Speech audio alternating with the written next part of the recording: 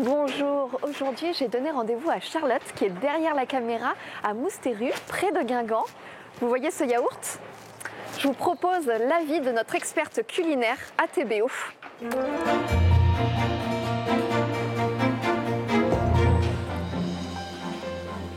Ouais, c'est top, c'est top. C'est bon? Très très bon. Ce yaourt a créé une dizaine d'emplois en moins de 10 ans ici sur cette ferme à Moustérus. Tout a été relocalisé, converti en bio et ce lieu est même devenu un lieu touristique avec une grande ferme pédagogique. À l'origine de ce projet, Yann Chéritel qui a repris l'exploitation familiale. On va aller le retrouver. Maintenant, il faut le finir avant de commencer à tourner. Bien obligé, on n'a pas le choix. Par l'odeur du café alléché. Bonjour! On pourrait presque dire que je suis au travail avant toi.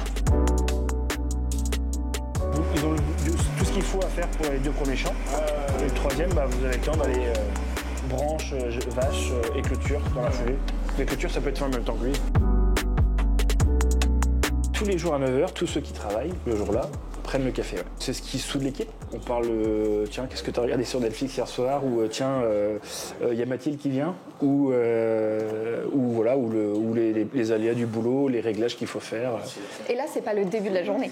Non, la journée commence à 6h par les livraisons, à 7h ensuite par la traite, la fabrication des yaourts. Et souvent, il y a aussi une personne qui arrive en décalé à 9h, la personne qui va faire la traite du soir. D'accord. Donc on a une organisation, en fait on a plein de métiers différents. La semaine prochaine ça va être la rentrée scolaire, donc il y aura plus de yaourts à faire. Ce n'est pas un long fleuve tranquille, on s'adapte en permanence. Et justement, la yaourterie, elle est ici sur site. Ouais. Est-ce qu'on peut aller la voir? Ouais, c'est parti. Allez. Allez, go. Je fais ça bien. Attends, t'as fait 30 secondes là avec tes mains? Bon, à peu près, oui. Nous voilà dans la cuisine.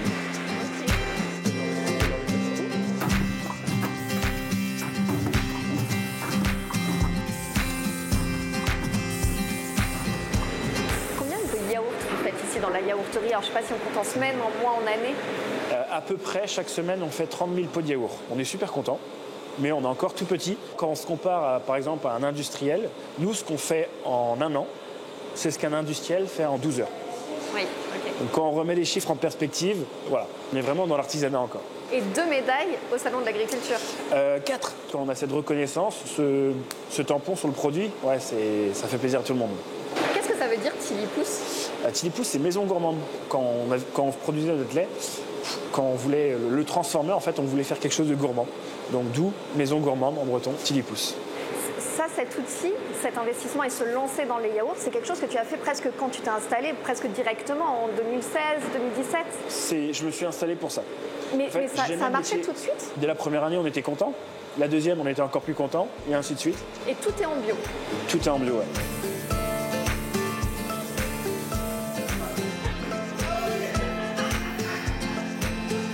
L'exploitation était en conventionnel. Ouais. Et toi, tu me dis si je me trompe, tu avais une image peut-être des personnes en bio et un peu utopiste et un peu moralisatrice. Et on peut détailler un peu ton parcours peut-être à l'extérieur, ça te va? Ouais, bien sûr. Allez.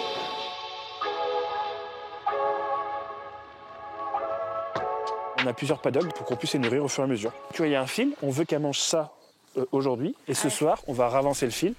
L'objectif aussi, c'est qu'il n'y ait pas de gaspillage. Parce que plus elle marche, plus elle couche. Et du coup, quand elle couche, ça a moins bon goût, elles vont moins le manger. Donc c'est en fait comme des enfants. Tu as toujours voulu reprendre la ferme familiale? Oui et non. Oui au début, non quand j'ai vu les crises agricoles se succéder. Tu me disais qu'il y a eu un déclic à un moment. Toi, tu as fait un lycée agricole, c'est ça, ouais. Le lycée de Pommery. Ouais. Et à un moment, justement, tu as vu ta mère jeter le lait ici dans les champs? Ouais, c'était en 2009 quand je passais mon bac. Du coup, je suis rentré un soir de l'internat. Et en fait, ma mère faisait la grève du lait, donc elle était obligée de jeter son lait pour protester contre la non-rémunération de son produit. Et ça m'avait fait un choc parce qu'elle faisait la grève du lait, donc on se dit elle arrête de travailler, mais non. Elle continuait à travailler, elle continuait de s'occuper des vaches, mais elle jetait son lait. C'était la seule façon en fait de se faire entendre et de dire, mais une bonne fois pour toutes, mais on va dans le mur, quoi. Et nous, on y était déjà. Et là, tu t'es dit, je reprendrai pas du coup la ferme? Je reprendrai pas, certainement pas comme ça. Après mon bac, du coup, je me suis intéressé à autre chose. Ce qui qu'il y a plein de métiers dans la vie, il y a plein de super métiers. Et voilà, je me suis intéressé à la transfo laitière, je me suis intéressé à différents artisans, différents industriels. Donc j'ai pu voir que déjà dans l'industrie du lait, en fait, il y avait de la valeur ajoutée, mais qu'elle n'était pas équitablement répartie. Plus j'allais dans les études, en fait, plus les études m'intéressaient, parce que j'étais pas trop scolaire à la base. Et du coup, j'ai fini par une licence pro, valorisation des produits du terroir. Parce que le savoir-faire, c'est bien, mais il faut aussi le faire savoir. Donc, quels sont les outils qui permettent de dire aux gens « coucou, on est là », de se faire connaître, tout simplement. Tu me parlais d'un héros, tu as utilisé ce terme, hein, d'un héros, une personne qui t'a marqué durant ta licence quand tu as fait un stage. Ouais, c'était mon dernier stage. C'était mon dernier stage où j'avais fait plusieurs stages dans différentes fermes, dans différentes entreprises, et j'avais jamais fait de stage en bio. Et j'ai été chez Jean-André Viscard et c'était un personnage fabuleux. Je suis arrivé là-bas avec mes bagages, mes clichés bretons du jeune qui voulait crocher dans tout, tout faire, tout savoir faire, apprendre tout ce qu'il faisait. Et il m'a dit, non mais c'est pas possible, vous les Bretons, vous êtes vraiment des mordus de travail. Moi je vais t'apprendre quelque chose, je vais t'apprendre à faire la sieste. Mais derrière tout ça, en fait, il y avait tout le côté, arrête quoi, souffle, lève la tête, sors la tête du guidon, regarde ce qu'on fait, prends du recul et analyse vraiment de A à Z ce que tu fais. Est-ce que ça a du sens? Est-ce que c'est bien? Est-ce que c'est pas bien? Qu'est-ce qui te plaît? Et ouais, lui, c'est vraiment la personne qui m'a appris à qu'est-ce qu'on fait là? Où on est? Si je fais ça, qu'est-ce que ça a comme impact? Et du coup, ça m'a aidé aussi quand je me suis installé, à prendre de la hauteur. Et toutes mes pratiques, en fait, je les ai remis en cause. Parce que lui, il avait très peu de vaches, 20 vaches. Ouais, à l'époque, il avait 20 vaches, il faisait 3000 litres de lait par vache et 3 ETP. 3 temps plein. Ouais, 3 temps plein là sur la structure. Et ils étaient cool. Ils avaient la banane. Ici, ta mère avait une quarantaine de vaches, c'est ça? Ouais, ma mère avait une quarantaine de vaches, 60 hectares tout seul. Et quand je me suis installé, les conseillers qui gravitent autour de ce monde agricole, en fait, me conseillaient de faire le double. Alors justement, comment t'es arrivé à finalement reprendre l'exploitation familiale? C'est en sortant de tes études, tu t'es dit, bon voilà, j'ai des idées, j'y vais? Quand j'ai vu que je pouvais m'installer, mais commencer à entreprendre un changement d'orientation, allez go, on essaye. Mais à l'époque, c'était juste, on essaye. On ne le fera pas de façon obstinée, à ne rien vouloir lâcher, à se mettre dans le rouge. On essaye. On se dit, allez.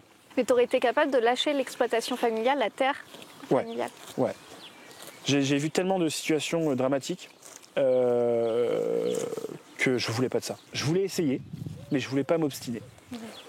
L'avenir a donné raison au fait que on a réussi à changer de modèle et à en vivre bien. Mais pourquoi tu n'as pas écouté du coup les coopératives qui te disaient produis 2 fois plus, prends plus de vaches, prends plus de bâtiments? Alors moi, il y a une chose qui m'insupporte, c'est le mot technico-commercial. Ou on est technicien, ou on est commercial. Mais quand des gens se revendiquent du technique et qui sont payés sur des primes de ce qu'ils vendent, ils ne peuvent pas être de bons conseillers. Pourquoi tu me dis ça? Parce que tu as vu quelqu'un qui avait... Les conseillers qui sont venus me voir, en fait, ils avaient intérêt à ce que je produise plus, parce que c'était eux qui collectaient mon lait, qui me fournissaient en aliments, en semences, en pesticides. Donc en fait, le système, pour eux, il marchait très bien. C'est-à-dire qu'ils étaient et mes fournisseurs, et mes collecteurs. Et moi, au milieu, j'étais la variable d'ajustement. Ça t'a choqué? Ouais. C'est là où, du coup, les réseaux sont vachement importants et où moi, j'ai eu la chance de les rencontrer, surtout au bon moment, de me faire accompagner par des gens qui n'avaient rien à vendre. La première personne que j'ai rencontrée, c'était Maud du CEDAPA. C'est une association en fait, qui fait de la formation, de l'accompagnement pour relancer les systèmes pâturants. Parce qu'en fait, on a tous l'image de la vache qui brûle de l'herbe, mais ce n'est pas le cas aujourd'hui. Les vaches, en fait, la majorité des choses qu'elles mangent en France, c'est de l'ensilage de maïs. Donc on a tous cette image idyllique, mais moi, je n'avais pas appris ça. La technique du pâturage. Donc là, on a repris les bases, on a repris en fait des connaissances qu'on n'avait pas, que j'avais pas appris, regagner en autonomie, arrêter de semer du maïs en veux-tu en voilà, arrêter d'acheter du soja d'Argentine pour envoyer notre lait en Chine. Non, nous on a voulu remettre les bases d'un système en fait qui valorisait ce qu'on pouvait faire sur la ferme. Donc forcément les vaches, elles produisaient moins, la ration était moins concentrée, mais notre coût de production a vraiment diminué. Donc tu gagnais plus d'argent? Alors, à l'installation, j'arrêtais d'en perdre déjà. Et aujourd'hui, en fait, non seulement je me rémunère, mais en plus, je suis en capacité d'embaucher proportionnellement au travail que j'ai. Donc, on est passé de 1 ETP à, aujourd'hui, on est 11 à travailler sur la ferme. Et la transformation, en fait, c'était alors, la première motivation, c'était l'envie. L'envie de transformer le produit et de le partager. Mais ça nous permettait aussi de décider de notre prix et du coup, de dire, voilà, nous, on est capable de faire ce produit-là à ce prix-là, qui nous rémunère justement, équitablement, pour vivre de notre métier tout simplement. Donc produit charge, tout simplement.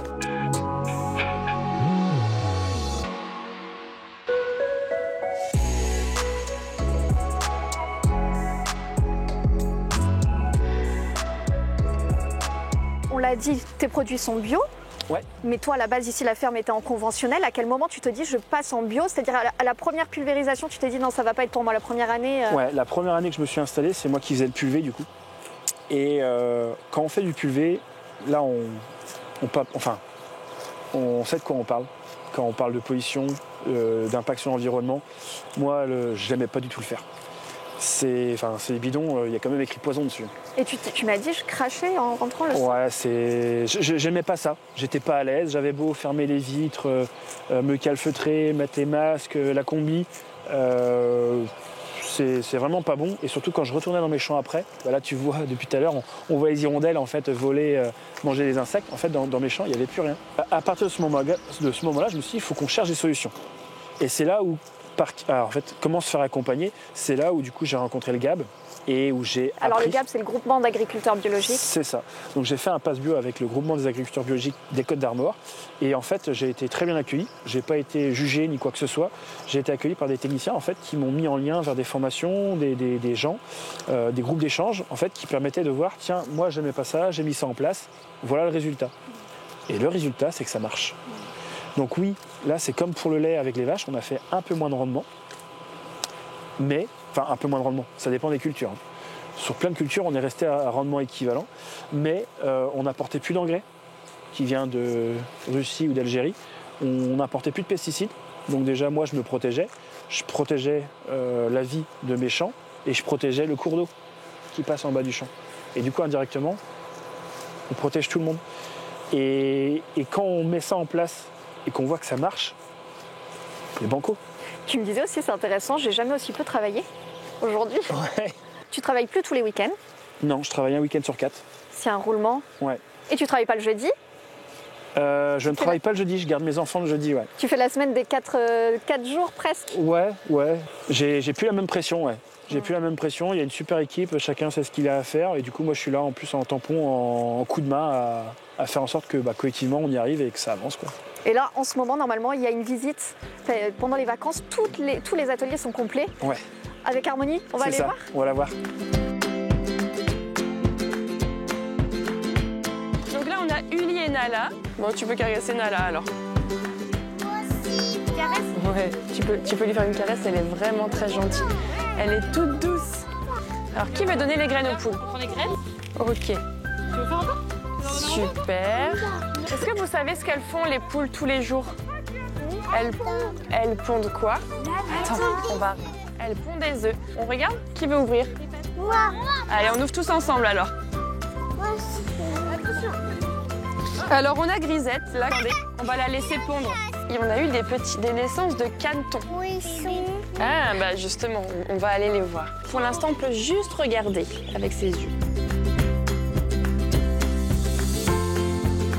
Harmonie, il y a des ateliers tous les jours là, comme aujourd'hui? Oui, pendant les vacances de Pâques, là, on fait ça quasiment tous les jours. On a sorti le programme 15 jours avant les vacances à peu près, et ils ont été assez pris d'assaut. Tout est complet là pour les vacances. C'est un vrai succès. Oui, ça marche bien, ouais. Alors on a ciblé en fonction des âges, on fait les 18-36 mois, les 3-6 ans comme on a fait aujourd'hui, et puis les plus de 7 ans, 7-12 ans.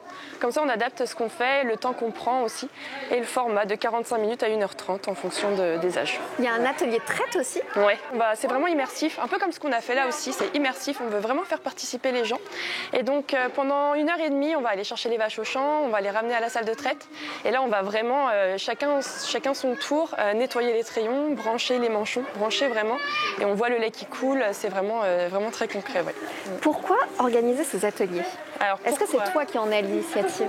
Oui, moi en fait j'ai travaillé dans une agence de développement touristique et c'est quelque chose qui m'a aidé à construire mon projet parce que je connaissais les attentes des visiteurs mais aussi des locaux. C'est pas un projet qu'on a développé que d'un point de vue touristique, mais plutôt d'un point de vue développement territorial.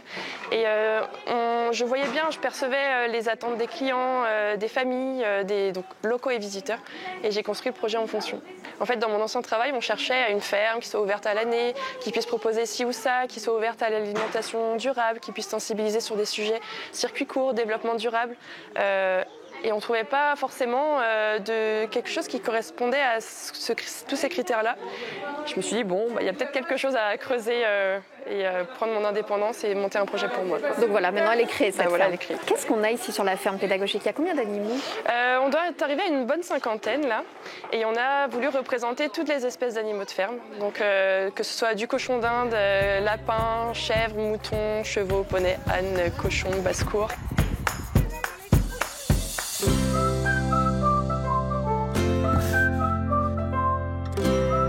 Alors on est venu parce que c'est vrai qu'à la cantine, mon petit gars il mange des yaourts en fait. Et j'avais regardé sur internet et je disais qu'on pouvait visiter en fait la ferme, qu'il y avait des animaux, etc. Donc c'est pour ça qu'on est venu. On était déjà venu une fois juste pour faire le tour du parcours.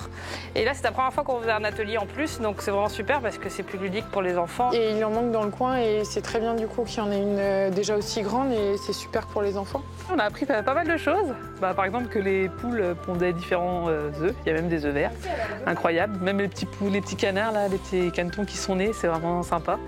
Même le temps de gestation de chaque animal, on ne sait pas tout, donc c'est vrai que c'est vraiment très instructif.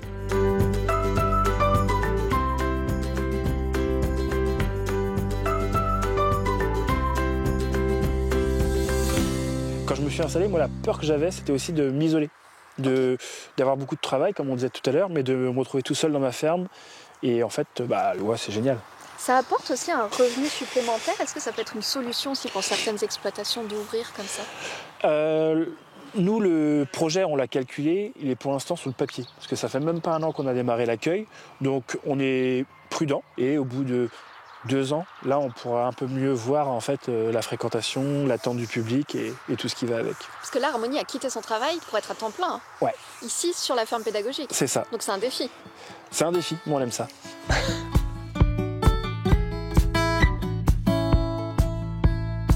Et là c'est l'heure de manger, donc on va les casser la côte.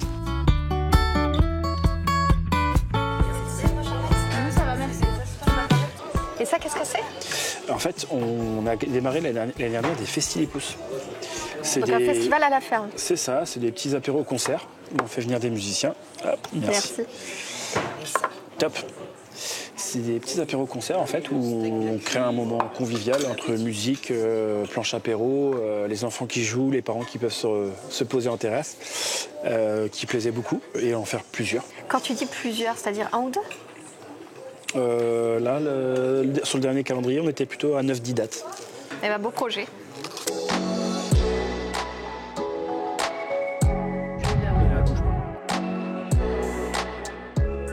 Donc là, on est sur une de nos parcelles où on a plutôt des prairies de fauche et où aussi on fait plus de rotation avec les céréales. Typiquement, en fait, nous, ce qui est important sur la ferme, c'est les haies. L'année dernière, on en a replanté 2 hectares. Cette année, on a replanté 1 hectare. Et tous nos bords de champ, en fait, maintenant, sont bordés de bois. Où là, par exemple, en fait, le bûcheron est venu cet hiver entretenir la haie. Mais là, donc, on dirait vraiment c'est coupé rara. Ben non, en fait, quand tu regardes beaucoup plus en détail, en fait, tu vois, il a fait une sélection. Il a laissé des arbres, en fait, tous les 10-15 mètres. Il a sélectionné ceux qui, peut-être, se faisaient trop concurrence entre eux, de façon à ce que chacun, après, ait vraiment la lumière pour vraiment bien se développer et produire du bois. Donc là, la première année, on voit, oui, ça fait vraiment un éclairci. Mais regarde sur celle-là, au bout de 2 ans, tu as déjà plein de rejets sur la haie. Là aussi, on retrouve, tu vois, tous nos grands spécimens tous les 10-15 mètres, mais entre eux, il y a plein de rejets de buissons, de jeunes arbustes, de ronces aussi. Les ronces, en fait, on a l'impression que c'est sale, mais non. Les ronces, en fait, protègent les jeunes arbustes pour leur laisser la place après pour se développer. On laisse le lierre. Le lierre aussi, c'est vachement important. Pour les pollinisateurs, en fait, ça fait des fleurs en été à des moments où il y a moins de fleurs dans les champs, dans les cultures. Et en fait, moi, j'avais cette idée-là où le lierre était un parasite pour l'arbre, pas du tout. Ils vivent vraiment en symbiose. D'accord. Ah oui, c'est vrai que j'avais cette image aussi. Ouais. Et économiquement aussi, c'est intéressant pour l'agriculteur. Là, tu me dis, je ne perds plus d'argent. Avant, en fait, on faisait du lamier. Donc le lamier, c'est un outil qui coûte à peu près 100 € de l'heure. Ça coupe les branches en ras de parcelle et ça te fait plein de petites branches qui sont difficilement valorisables. Alors que nous, en travaillant avec un bûcheron, déjà le travail il est beaucoup mieux fait. Ça coûte plus cher. Mais le travail, il est mieux fait, donc tu n'as pas besoin de revenir tous les 2-3 ans. Tu reviens tous les 10 ans, c'est ça? Ouais, la parcelle, nous, qu'on a fait il y a 6 ans, là, on est tranquille. Hein. La haie, c'est vraiment renforcée, mais renforcée à la verticale. Donc nous, ça ne nous gêne pas, en fait, dans la culture, pour la mécanisation, pour la culture en soi. Et on valorise ça, après, derrière, en plaquettes. Et la plaquette de bois, du coup, en fait, il y a des collectivités qui s'engagent à acheter du bois géré durablement par des haies, en fait, entretenues avec le label haie. Et nous, ce produit plaquette-là paye le bûcheronnage, paye le transport, paye le broyage. Donc là, on est sur une gestion durable économiquement, écologiquement et socialement, parce que c'est quand même plaisant quand on se promène, qu'il y a toujours ce bocage en fait, d'entretenu.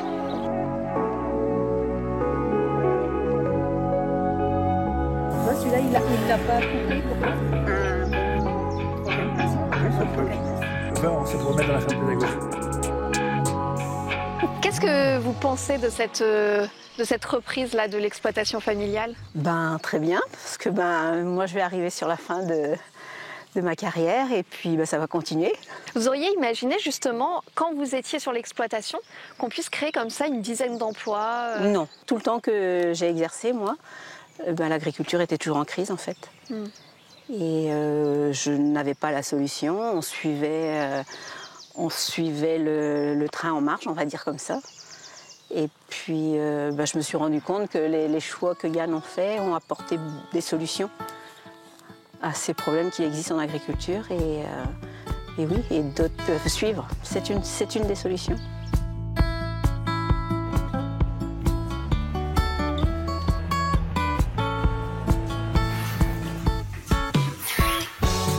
Ça va être le retour des enfants, ça va être sympa aussi. Ah ouais, c'est quelqu'un qui se dit là. Ouais.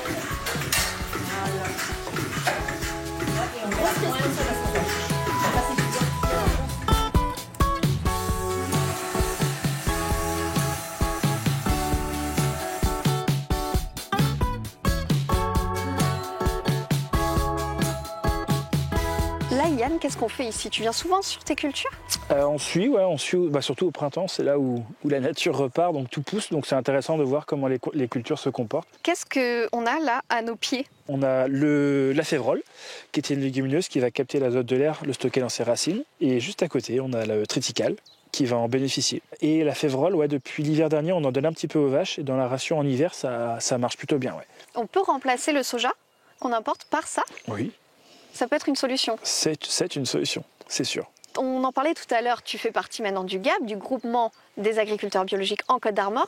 Comment t'es arrivé président? Alors là, bonne question. J'ai même jamais été candidat.